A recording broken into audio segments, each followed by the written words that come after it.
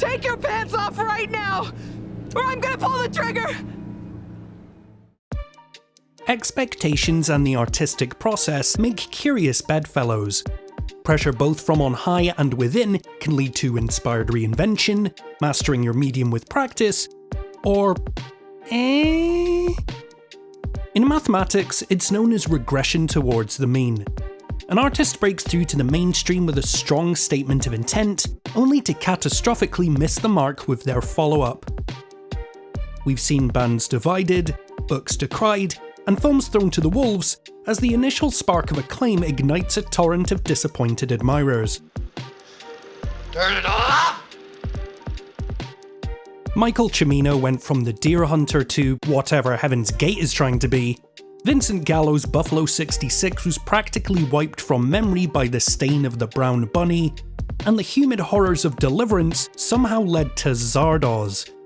Yep, we went from this to this. Writer-director Richard Kelly sent ripples through the indie world in 2001 with his debut feature, Donnie Darko. Whether you found it to be metaphysical waffle or a romantic shoegaze into suburban oblivion depends on your tolerance for Echo and the Bunnymen soundtracks and actual Bunnymen. Either way, its moody musings left an indelible mark that persists to this day. By 2006, anticipation for Kelly's follow-up reached fever pitch. Early murmurings hinted at an ambitious send-up of the War on Terror, non-linear narrative digressions, and a curiously unconventional cast. And then people actually saw it. After a merciless festival unveiling, upon which Roger Ebert dubbed it the most disastrous Cannes press screening since The Brown Bunny, the studio and director tried to salvage something from the wreckage. After discarding a few of the infinite subplots, inserting the most bored voiceover narration since the original Blade Runner edit, and hitting shuffle on any sort of context, Southland Tales released in 2007, with ear-aching silence. Having now endured Southland Tales on 3 separate occasions, all I can do is scoop up my putrefied brains and try to make heads or tails of what I've witnessed.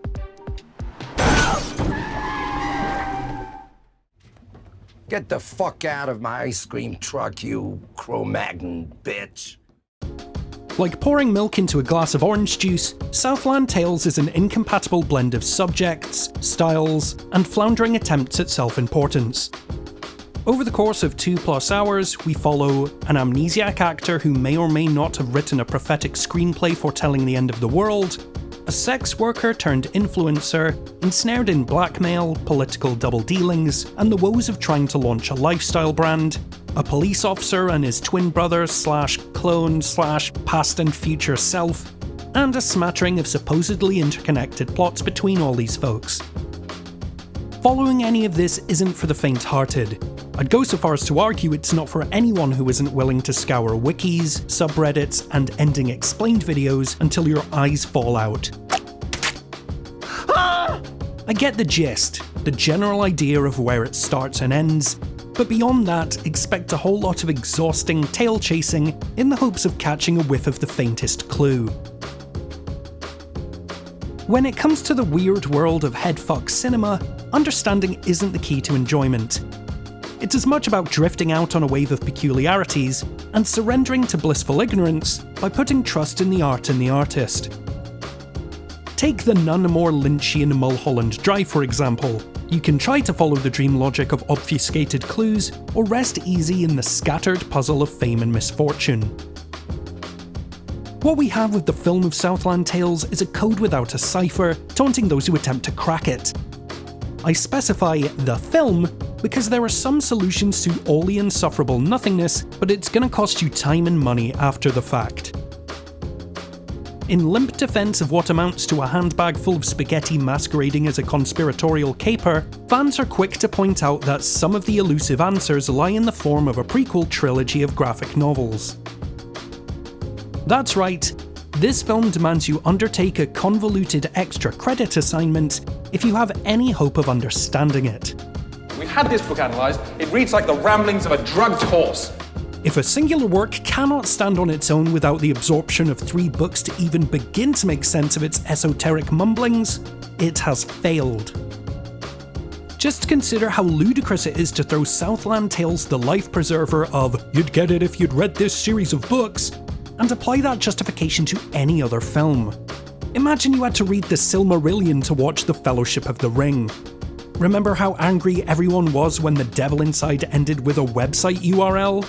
This is 300 pages of mandatory homework for, let's not forget, a standalone feature film. I've spent so long asking what Southland Tales is about, I've barely touched on what it is. Well, that's simple. It's a biblical time travel thriller which uses farce and political satire to establish a surrealist neo-noir sci-fi melodrama mystery. In other words, this is a jack of all trades, master of jack shit. Fluid karma. Quantum teleportation. Proposition 69. The neo-Marxists. Deep Throat 2! Serpentine dream theory. These are not the names of Incubus songs, they're all essential terminology you're about to become intimately acquainted with. While its political commentary may seem ahead of its time in our current world of global surveillance, corporate militarization and energy crisis, it is not Brave New World for the broadband generation. It's frat boy Orwellian. If I was to say today, in 10 years there will be less personal liberty, more industrial ties to the government, and increased global warming, I'm not omniscient. I'm a human with eyes, ears, and an internet connection. Of all the genre-hopping inconsistencies, comedy is where Southland Tales occasionally succeeds, with rapturously bizarre turns of phrase, "Don't tell me what to do with my body, you fuckstick!" and performances hammed up to 11. Did you fuck him? Yeah, I fucked him! Oh. I fucked him real good! Oh, you liked it? I fucking loved it! Oh, you bitch! Even still, when the silly takes a turn for referential satire, almost every note is bootlegged from better work. Brazil, Mulholland Drive, 12 Monkeys, RoboCop, Brass Eye, and Dr. Strangelove are all mimicked and mixed together in a swirling mess. Acknowledgement can be a beautiful thing, and references can elevate an original piece. I loved you in Wall Street! I take no ill will against the mashup approach of crafting dystopia from pop culture mainstays. What spoils the spot the nod fun of it all is just how often it mistakes weirdness for world building. Terry Gilliam sews the devil into the details. David Lynch warps surreal Americana to elicit a pure creeping psychological response. This is a scrapbook of good ideas glued together with flamboyant phlegm. If you're going to invoke Starship Troopers with your fascist news cycle, making it this dull is a criminal act, and the oh-so-meta, the screenplay in the film is the screenplay for the film, that's just adaptation with less Nicolas Cage. And nothing has ever been improved by removing Nicolas Cage. Even the most memorable sequence, Justin Timberlake's karaoke drug trip through the Killer's All These Things That I've Done, while enjoyably odd, comes off as listless and contrived, leaving me longing for the halcyon dreams of the Big Lebowski. All the Pilgrims did was ruin the American Indian orgy of freedom. Across the board, there's been a respectable attempt to cast against type, using each performer's cultural baggage to misdirect audience expectation. Dwayne Johnson as an action star with political cachet, Sarah Michelle Gellar as a young woman seizing the means of her own commercialised sexuality, and Sean William Scott as the foil for a grand farce. The intent isn't lost on me. All the good intentions in the world can't save these poor souls from turning in wooden, inhuman, and outright dislocated performances. Everyone here should have been given a bucket and pair of gloves to try and carry a tone from one scene to the next. I'm a pimp. And pimps don't commit suicide. The blame for this doesn't lay entirely with the actors. You can't miracle a winning turn out of nothing. Taking a solemn moment to consider this curious ensemble cast attempting to feel their way through what is essentially a wordy labyrinth of wank, I'm reminded of avant-garde musician Captain Beefheart. When asked by his bandmates how they were supposed to perform the instrumental kaleidoscope of abstract noise that makes up their album Trout Mask Replica, Captain Beefheart responded, "You think you got a hard job, man? I gotta sing to that shit." It requires disciplined directorial guidance, a caliber and consistency of dialogue, and a goal.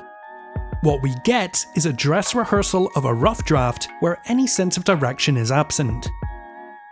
As the film slides down the toilet bowl and towards its swirling flush of a finale, the visual references to Richard Kelly's debut come in an indulgent flurry of disparate images, daring us all to remember when weird and wonderful could coexist. It feels like a washed-up band playing their one-hit wonder, so blinded by the lights, they can't see the crowd has already left. Stop! He's already dead. I gotta kill him.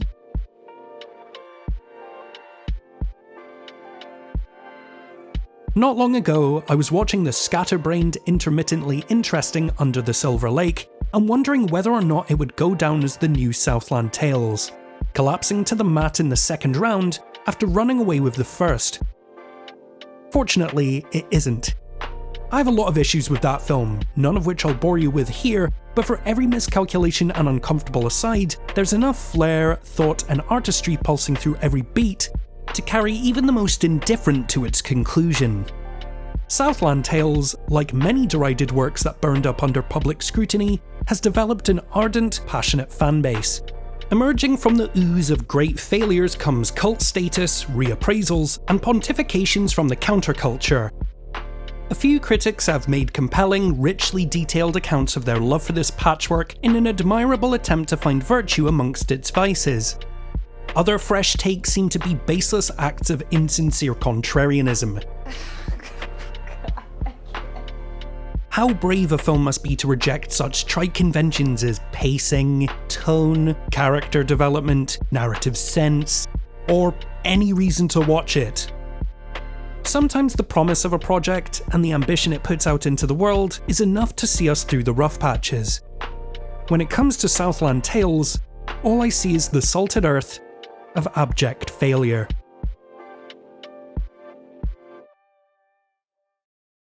Special shout out to our Patreon producers Jennifer C. and Paul of the Pauls, as well as all these lovely people who've contributed to our Patreon. Have you seen Southland Tales recently? Hit us up in the comments if you agree or disagree with this video. If you'd like more from the channel, including reviews, film clubs and more, consider donating to our Patreon at the link in the description below. Once again, thank you for watching. Until next time, this is In Frame Out.